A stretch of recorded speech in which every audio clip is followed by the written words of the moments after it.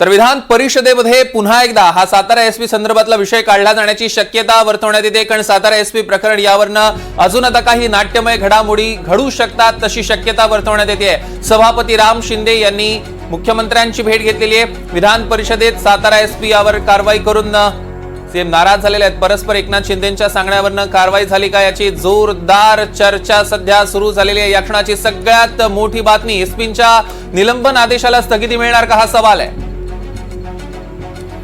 या संदर्भातले अधिकचे अपडेट्स घेणार आहोत। सागर कुलकर्णी आपले प्रतिनिधी आपल्या सोबत जोडले गेले। सागर, नेमक्या काय घडामोडी घडतायत आता?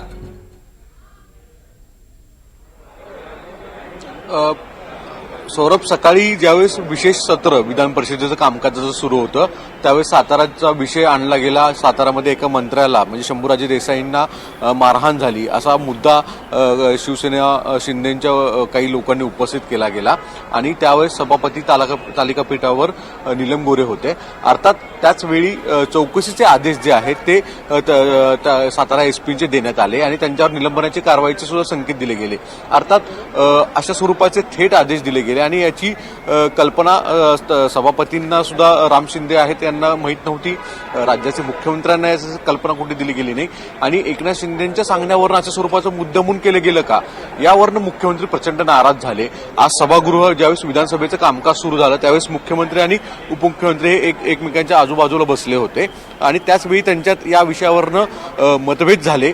मुख्यमंत्र्यांनी थेट नाराजी व्यक्त करून सभागृहातून बाहेर गेले असं समजतं आणि एकनाथ शिंदे सुद्धा जे त्यांच्यातला संवाद आहे त्यातनं प्रचंड नाराज होऊन ते देखील सभागृहातून बाहेर गेले। एकनाथ शिंदे विधानसभा अध्यक्षांच्या दालनामध्ये शिवसेनेच्या सर्व साताराच्या आमदारांबरोबर आणि काही मंत्र्यांबरोबर त्यांनी मिटिंग केली। दुसरीकडे मुख्यमंत्री यांच्या दालनामध्ये शिवेंद्रराजे भोसले, जयकुमार गोरे तसंच इतर काही भाजपाचे अतुल भोसले हे साताराचे स्थानिक आमदार होते आणि या सगळ्या गोष्टीतनं स्पष्ट दिसून येतं की सातारा जिल्हा परिषदेचा जो मुद्दा आहे, ज्या पद्धतीने तिथे भाजपाने आणि एकनाथ शिंदेच्या काही लोकांच्या मदतीने किंवा राष्ट्रवादीच्या मदतीने तिथे सत्ता स्थापन केली गेली आणि याचा प्रचंड राग जो आहे तो एकनाथ शिंदेंना आलेला आहे।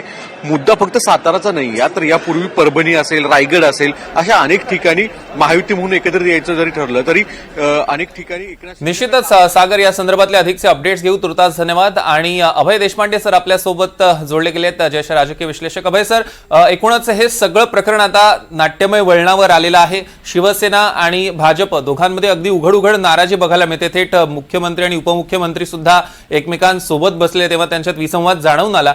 कसं बघताय या सगळ्या प्रकरणाकडे? मागच्या काही महिन्यांपासून निश्चितपणे युतीमधला बेबनाव सातत्याने पुढे येतोय आणि विशेषतः जिल्हा परिषद निवडणुका ज्या पद्धतीने लढवल्या गेल्या आणि ज्या पद्धतीने बहुमत एका पक्षाकडे असताना किंवा त्यांच्याकडे संख्याबळ अधिक असतानाही एकमेकांना सत्तेपासून दूर ठेवण्यासाठी जे काही प्रयत्न चाललेत त्याच्यामुळे स्वाभाविकच तणाव वाढले आणि साताऱ्याचं प्रकरण मला वाटतं की याच्यावरचा म्हणजे सर्व कडी केली म्हणायला हरकत नाही, कारण तिथे राष्ट्रवादी काँग्रेस आणि शिवसेनेचं स्पष्ट बहुमत असताना ज्या पद्धतीने तोडफोडीचं राजकारण केलं आणि पोलिसांचा वापर करून ऐन वेळेला काही जिल्हा परिषद सदस्यांना अटक करून आपलं बहुमत सिद्ध केलं तेव्हाच लक्षात आलं होतं की हे प्रकरण आता केवळ स्थानिक पातळीवर राहणार नाही, याचे पडसाद राज्याच्या पातळीवर उमटतील आणि आज मला वाटतं की त्याच घटना सगळ्या होताना दिसत आहेत। एक आहे सौरभ की विरोधकांच्या हातातून सत्ता हिसकावून घेण्यासाठी आतापर्यंत जे मार्ग अवलंबले जात होते ते आता अंतर्गत राजकारणामध्येही वापरले जात आहेत आणि एकमेकावर कुरघोडी केली। भाजपचं निश्चितपणे या म्हणजे आपल्या मित्र पक्षांच्या बाबतीत आक्रमक धोरण दिसतंय। 2029ला स्वबळावर आपल्याला निवडून यायचंय, त्यामुळे त्याच्या आधी विरोध आपल्या बरोबरच्या मित्र जे आहेत त्यांनाही कमजोर करण्याची जी रणनीती दिसते त्याच रणनीतीचा भाग म्हणून याच्याकडे बघावं लागेल। सौरभ, निश्चितच अभय सर धन्यवाद, आपण सविस्तर विश्लेषण केलं या सगळ्या प्रकरणाचं त्याबद्दल। आणि आता थेट आपण साताऱ्यात जाणार आहोत। आपले प्रतिनिधी राहुल तपासे आपल्यासोबत जोडले गेलेत। राहुल, हे सगळं आता जे काही घडतंय नाट्यमय वळणावर एकीकडे पोहोचलेलं आहे, त्या दिवशी तिथे नेमकं काय काय घडत होतं हे सगळं प्रकरण एकदा नीट समजावून सांगा। प्रकरण अतिशय गंभीर आणि धक्कादायक सातारकरांसाठी म्हणावं लागलं त्या दिवशी, कारण जिल्हा परिषदमध्ये जी काही अध्यक्षपदाची निवड होती त्यावेळेला संपूर्ण जिल्हा परिषदेला पोलिसांचा मोठा वेढा देण्यात आलेला होता।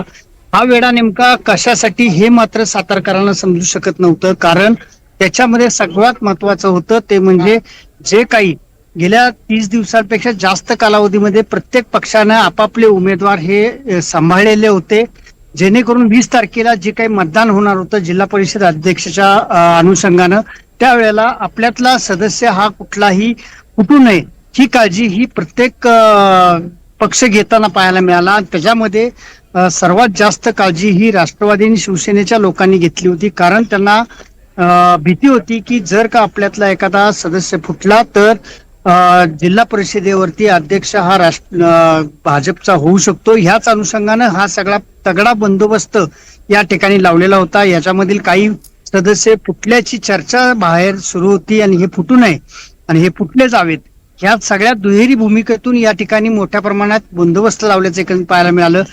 ज्यावेळेला राष्ट्रवादीची बस या जिल्हा परिषदेच्या गेटवर आली त्यावेळेला मात्र मोठा तणावाचं वातावरण पाहायला मिळालं, कारण सदस्यांना तातडीनं आतमध्ये घेता आलं नाही. त्यामुळं जे राष्ट्रवादीचे माजी आमदार आहेत शशिकांत शिंदे हे स्वतः त्या ठिकाणी गेटवरती उभे होते, पोलिसांना सांगत होते की या सर्व सदस्यांना तातडीनं आत जाऊन द्या, त्यांना मतदान करायचं आहे.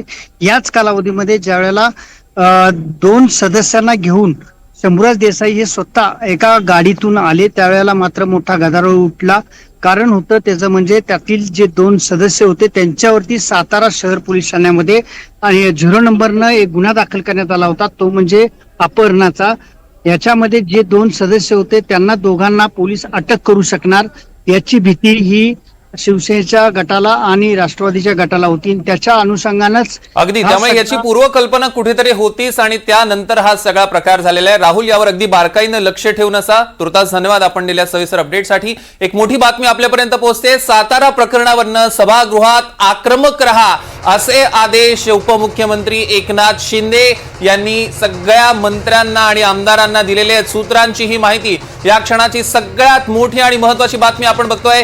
सातारा प्रकरणावरनं सभागृहात आक्रमक रहा असे आदेश एकनाथ शिंदेंनी सेनेच्या मंत्र्यांना, सेनेच्या आमदारांना दिलेले आहेत. त्यामुळे आता अजून गदारोळ होण्याची शक्यता वर्तवण्यात येते. पुन्हा एकदा तो मुद्दा चर्चेला येऊ शकतो. दरम्यान आता सातारा प्रकरण अधिकाधिक आक्रमक होत चाललेलं बघायला मिळतंय. सातारा एसपींच्या निलंबनाच्या आदेशाला स्थगिती मिळणार का, हा एक सवाल आहे. मात्र या सगळ्यात एक नक्की आहे, यापुढे नाट्यमय घडामोडी निश्चित घडणार आहेत.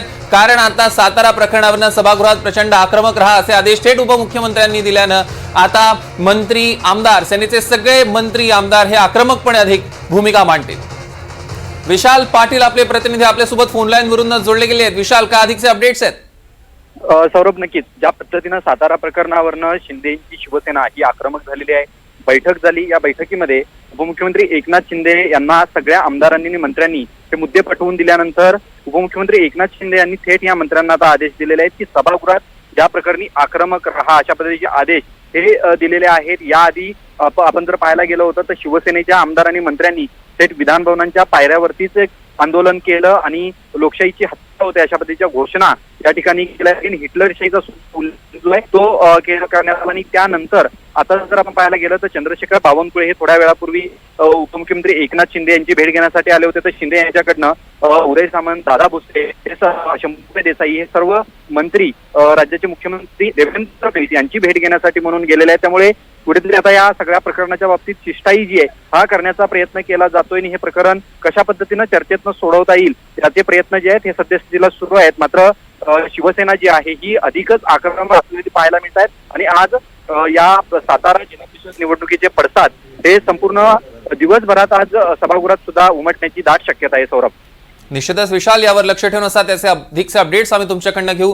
तुर्तास धन्यवाद. आपण बघतोय की आता ह्या सगळ्या प्रकरणात अतिशय नाट्यमय घडामोडी घडतात. पुन्हा एकदा तो मुद्दा चर्चेला जाऊ शकतो कारण आता एकनाथ शिंदेंनीच थेट आदेश दिलेले आहेत.